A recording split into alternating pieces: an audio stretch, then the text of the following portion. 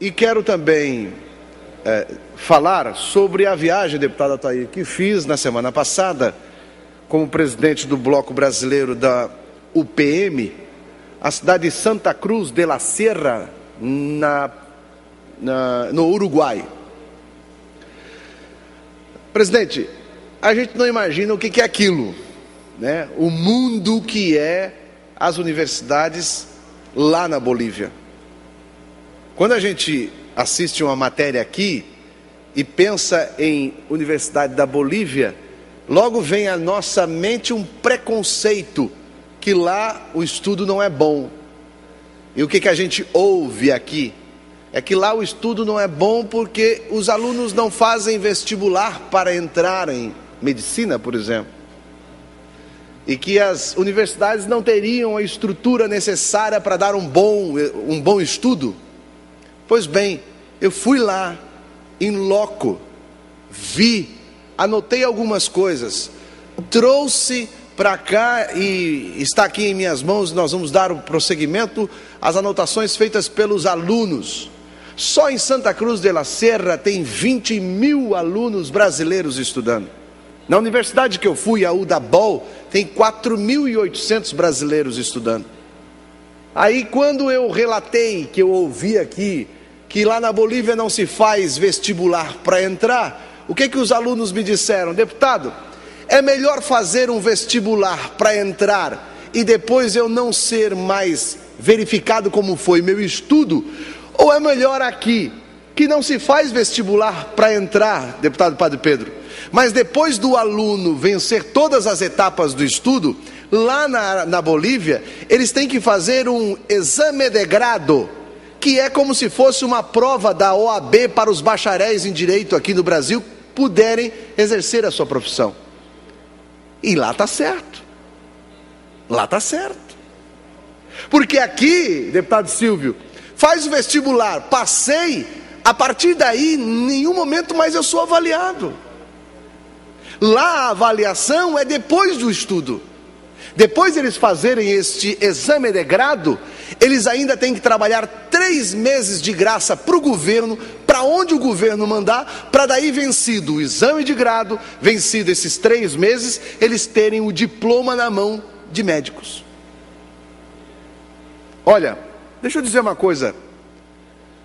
A universidade que eu fui, a UDABOL, é uma das 5 existentes em Santa Cruz de la Sierra.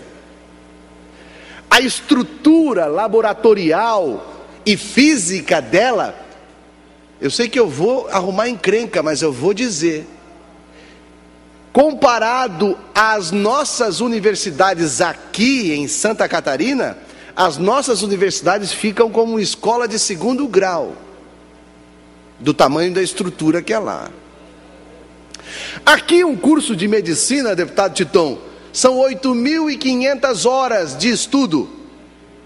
Lá são 11.700 horas de estudo para se formar médico. E qual é o preconceito? Por que será que o Conselho Federal de Medicina tem tanto medo que esses brasileiros natos, que foram para lá, porque lá se paga $120 a mensalidade. Aqui na Univille, lá na minha cidade, uma mensalidade de medicina está R$5.000. Por que esses brasileiros que estão lá se esforçando, deputado Padre Pedro, longe de tudo e de todos, para buscar uma formação, já que na pátria deles é difícil entrar na Universidade Federal, porque na Universidade Federal só entra o filho do rico, que conseguiu fazer o pré-vestibular, conseguiu fazer os cursos, e daí ele entra porque ele teve melhor capacitação. E daí o filho do pobre, que não tem dinheiro para pagar o curso pré-vestibular, tem que pagar R$5.000 por mês para fazer uma faculdade de medicina. Aí ele vai para lá, se forma e não consegue fazer a revalidação aqui no Brasil, porque o Conselho Federal de Medicina, na prova revalida, faz questões bem colocadas de especialidades médicas, e que agora começam a ser discutidas essas questões de especialidades médicas na prova revalida. Como, por exemplo, o médico argentino, que fez a prova revalida, e conseguiu na justiça, agora, segunda-feira, derrubar 10 questões, deputado Silvio, da prova de revalida. Sabe por quê? Porque ele comprovou que essas 10 questões eram da especialidade, de uma pós-especialidade de cirurgia plástica. E ele não entendia nada de cirurgia plástica, ele era outra especialidade médica. E daí, o que nós vamos fazer? Eu entendo que o programa Mais Médico do governo federal é a porta que se entreabriu para que nós possamos discutir com seriedade estes alunos brasileiros que estão estudando na Argentina, se formando e querem voltar para o seu país e trabalhar. Qual é a crítica que eu ouço do programa Mais Médico? Aliás, ontem eu vi um vídeo que está no YouTube e eu me estraguei de rir com uma sátira que fizeram do programa Mais Médico, quando um cubano, um médico cubano, tentando falar com a paciente brasileira, e ele falava: a senhora está embaraçada? Embaraçada em espanhol é grávida. E ela diz: eu vivo todo dia embaraçada. Aí ele perguntou assim: como é seu nome? Aí ela disse: meu homem é meu marido. Aí ela diz: eu trouxe um doce aqui que eu fiz para o senhor. Aí o médico pega o doce e prova o doce e diz: está muito esquisito. Esquisito em espanhol é riquíssimo, é gostoso. E ela diz: que esquisito daqui e aqui. Um negócio impressionante. O choque que muitas vezes a gente pensa que não tem entre o português e o espanhol e que existe, né?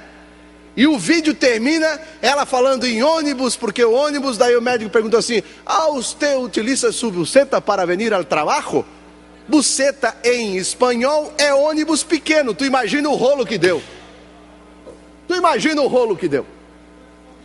Aí quando se tem essa crítica do programa Mais Médico, porque os médicos estão vindo, não falam português, nós temos uma multidão de brasileiros, de gente que conhece a cultura, que é aqui. Eu encontrei gente de Tubarão, de Joinville, de Florianópolis, São Miguel do Oeste, encontrei gente de Joaçaba, catarinenses que estão lá estudando, e eles não podem vir para cá porque o Conselho Federal de Medicina se bloqueia e faz o clubinho para ninguém entrar. Por quê? Porque não querem que esses médicos venham aqui atender lá na periferia onde eles não vão. Falam português, estão aptos sim a fazer qualquer tipo de prova, desde que não sejam provas feitas para que eles não passem, como essa, por exemplo, de pedir a um médico de cardiologista especialidades das últimas especialidades, como implante de prótese mamária.